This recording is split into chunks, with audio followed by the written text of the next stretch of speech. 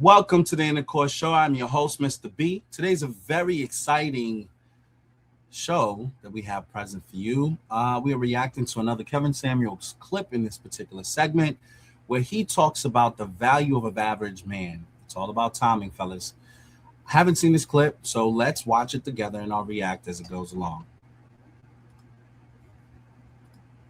After they have children and they're past the wall.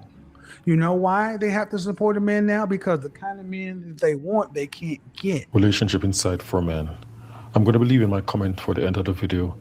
And if you guys do enjoy, please like and subscribe. Let's get into the video. I'm well. How about yourself?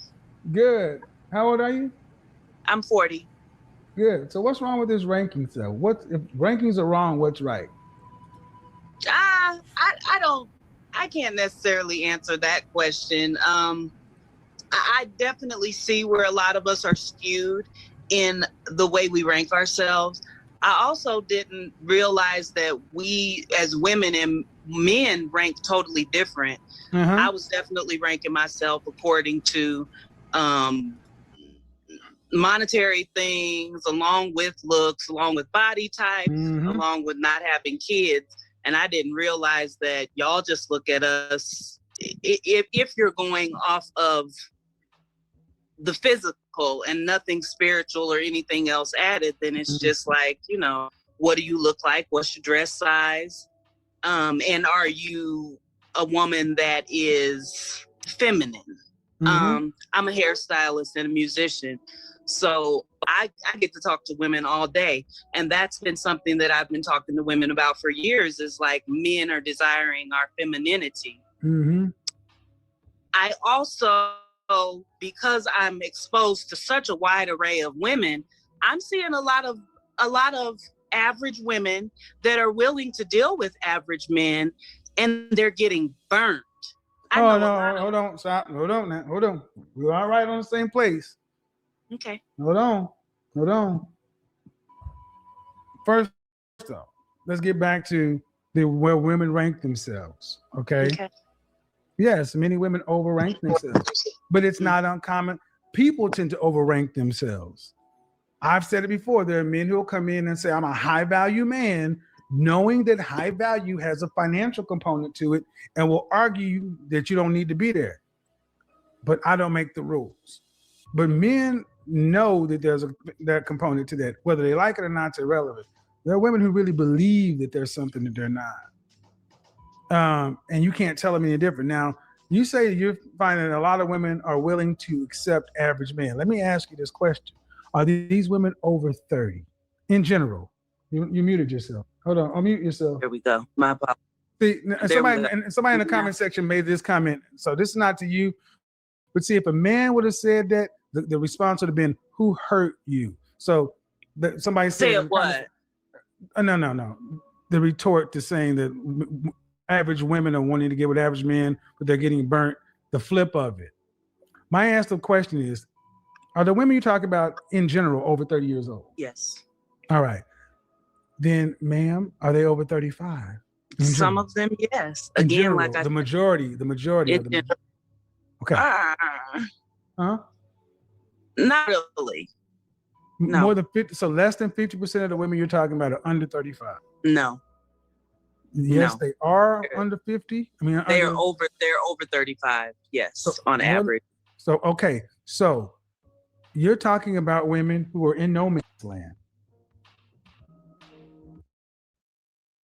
The thing we hear over and over and over again is, why do I need a deodorant for private parts? I can just take a shower. So we put Mando to the You're talking about women who are in no man's land, to where now they're ready to start lowering their standards, accepting an average man. But why weren't they doing that when they were 18 to 22? Because now they want somebody to go ahead. They were likely out enjoying their lives. We did come from that generation where a lot of the elders were telling us, go out and enjoy your life.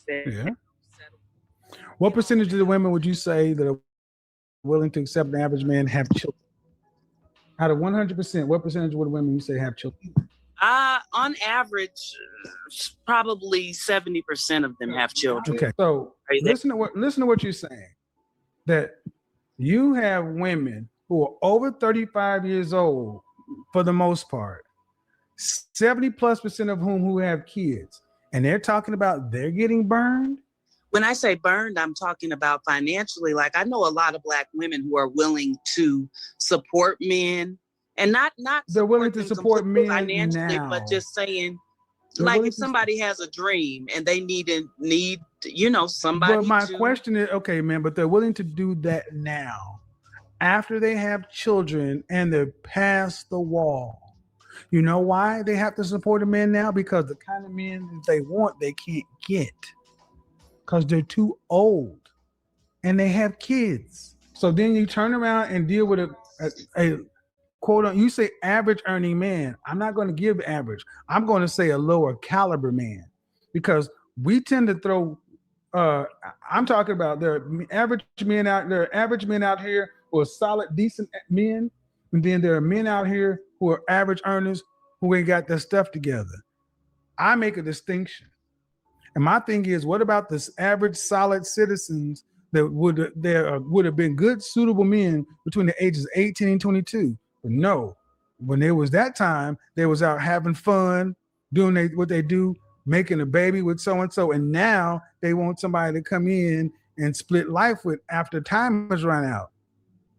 Due respect, ma'am, that's a bad deal for the average man. I think in all fairness, though, the men were out at that same age enjoying their lives as well. I don't think that the men were just willing and ready to settle down. Okay, either. man, why do you ladies think that matters? What men do and what women do. Because it matters if we want to be No, man. No, it doesn't. Right? No, it doesn't. I need you to understand something. No, it absolutely doesn't.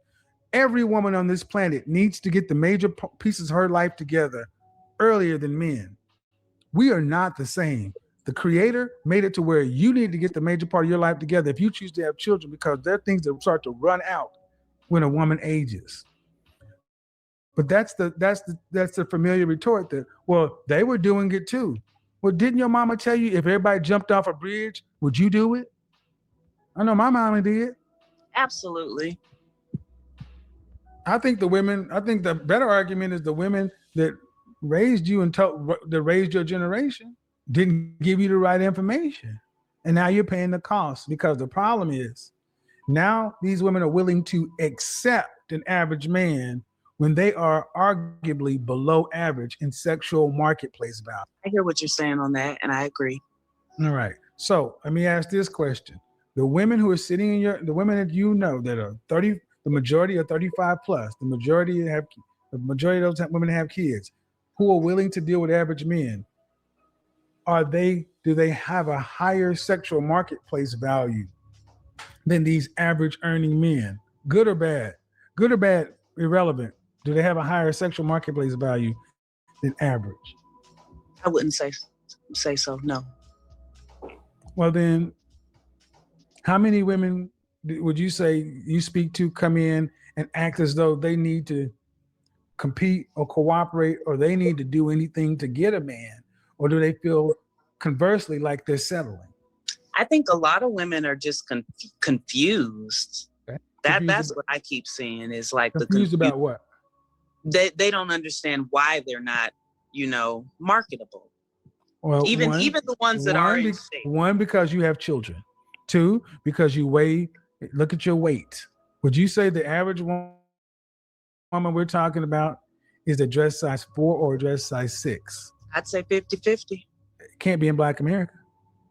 You can't tell me that 50 can't, unless you have a special beauty shop, because 80% of Black women in this country are overweight. Yeah, 80% of my clientele is not overweight. Okay, so that's why I said unless you have a unique clientele. But just to be clear, we're talking about an average of about 5'4", 120 to 130 pounds. That's roughly a dress size 4. So a dress size 6, 125 to 135 pounds. You're saying 50% of your clients over 35 with a child is a dress size 6? I have a lot of people that don't even have children, and they're like a size 6. Well, if they are fit, that's a unique, I'll accept it.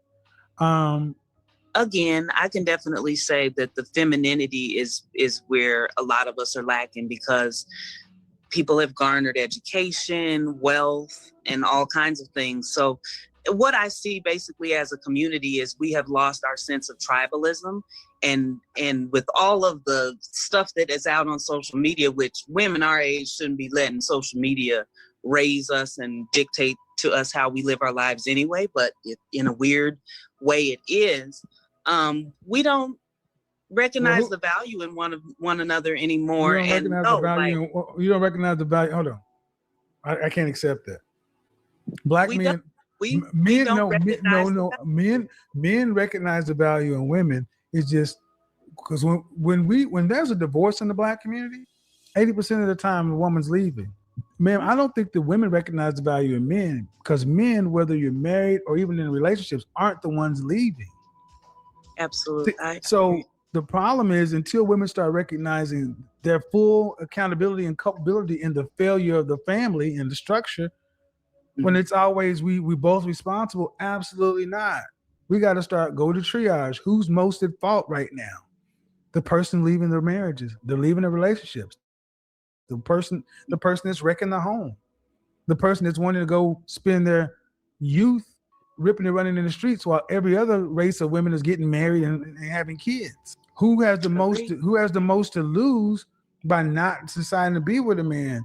The women who've done all that. See, it's not as though you can tell me that you have a bunch of women who are over 30 years old who really recognize that they got bad information and may have done some things that they shouldn't have done in their youth, and they're putting forth 100% effort to get back on track. Mm-hmm. Well, that's the problem.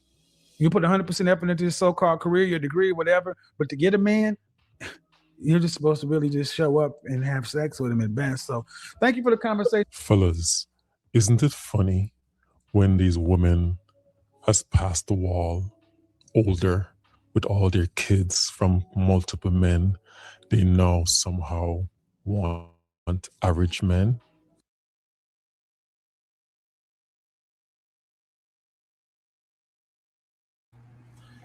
That's a good question, and I am going to choose to chime in here at this point just to weigh in on this conversation. I think Kevin brought some very, very interesting points to surface, which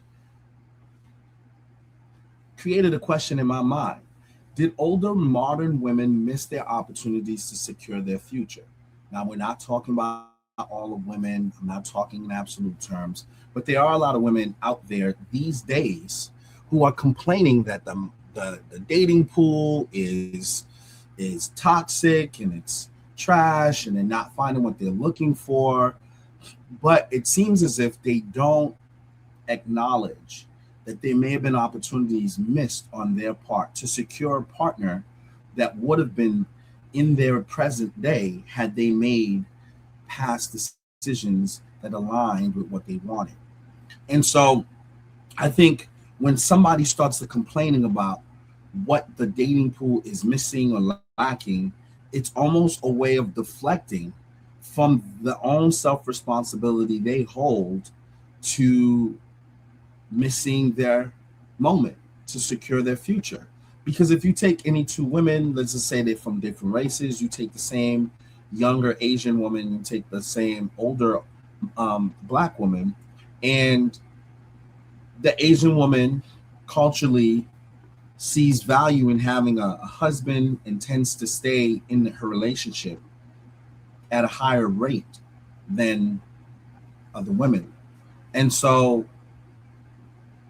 when in a particular community, they're told to explore their careers, they're told to live your best life at young age, and then, you know, don't worry about getting married early, when getting married early is the prime years for you to start a family because of geriatric pregnancy and things of that nature.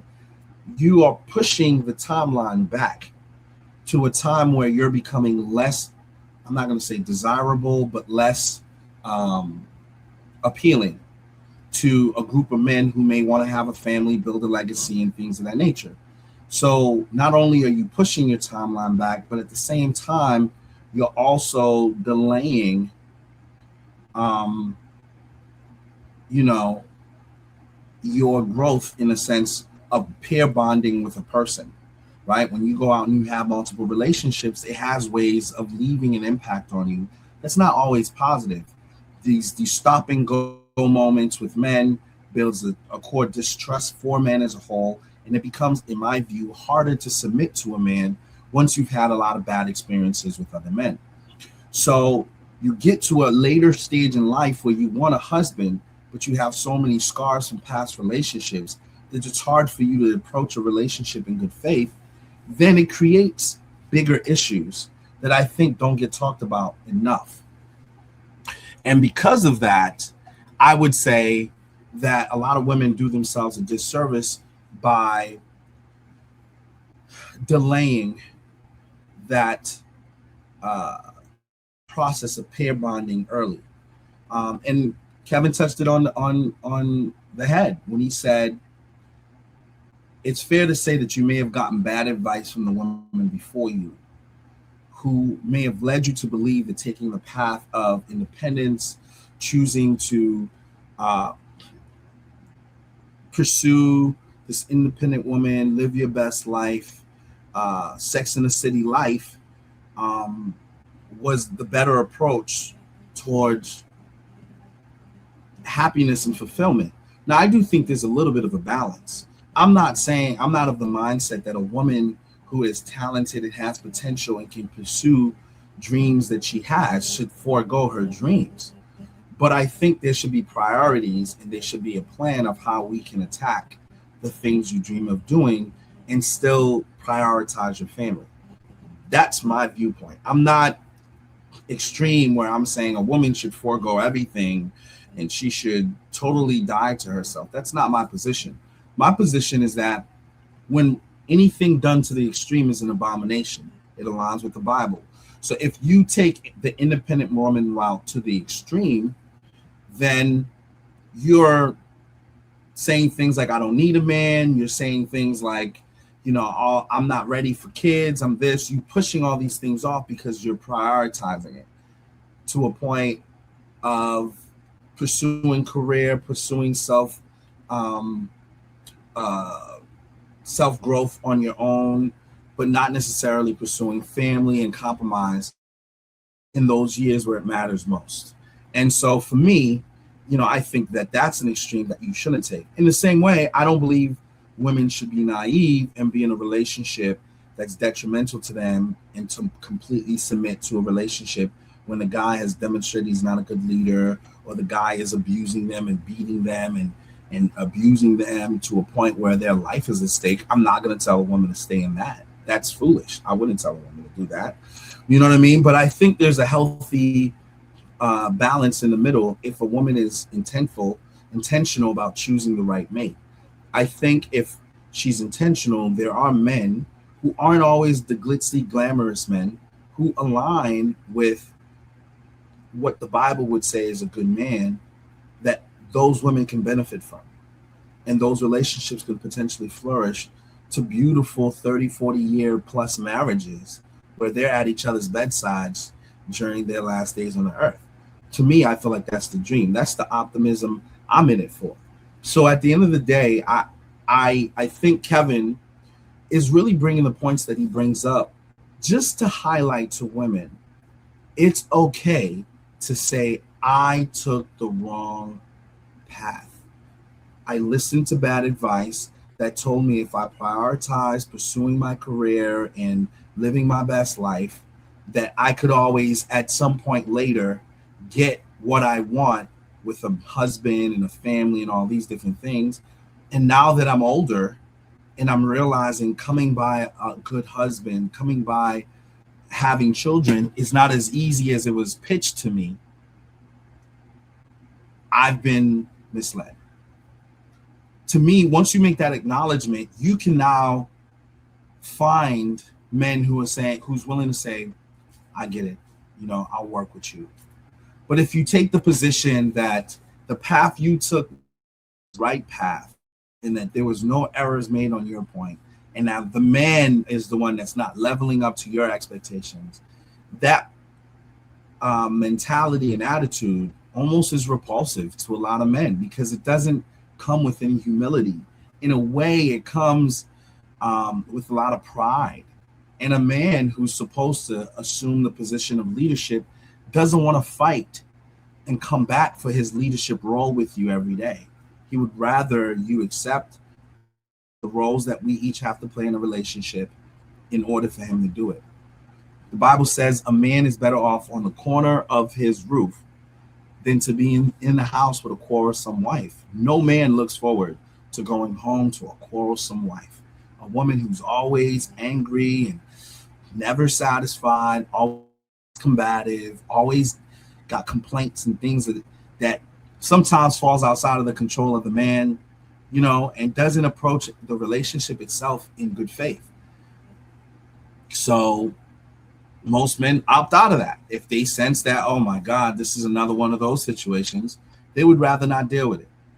Now, I'm only speaking the truth in love. I'm not saying this to attack anybody in particular. This is meant to be constructive feedback from the point of view of a man. I have sisters, I have daughters. This is the information that I provide to them and intend to further provide to my daughters as they get older and start to date. But Kevin's point, although he's a polarizing figure, really for just speaking the truth, is that humility, I think, is the start of the whole process. Acknowledgement and saying, hey, I got the wrong information. And I'd like to find ways to bridge the gap so that the man that I'd like to appeal to can find some value in my mentality, in my attitude, in my feminism, you know what I mean?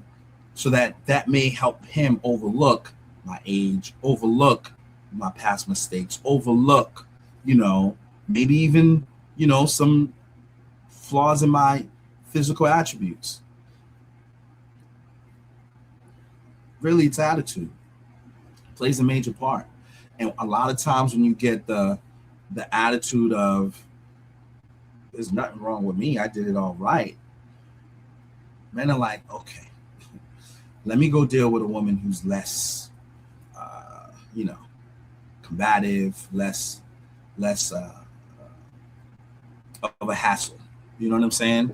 Because we all just want peace. I mean, I think at the end of the day, a man wants peace. He wants to come home and feel like his presence is welcomed in the home. Not that he comes home and feels antagonized in his own home. That's not what any man wants when he marries a woman. And if your man comes home to you and the environment is not one that's welcoming to him, it's not good. It's not good. So what I would say, my constructive criticism, you may not agree with everything I say. Eat the meat, spit out the bones. That's what my pastor says. Work on that attitude. Work on that humility. Put God's word inside your heart. Ask him for instruction on how to treat your fellow brethren, your spouse, your wife, your husband, and make sure that we're approaching each other in good faith and giving each other the benefit of the doubt, forgiving each other, walking in love. I feel like the whole marital experiment is an environment that God created for love to develop in each people's lives, both the man and the woman, because you're never going to get 100% of what you want from the other person.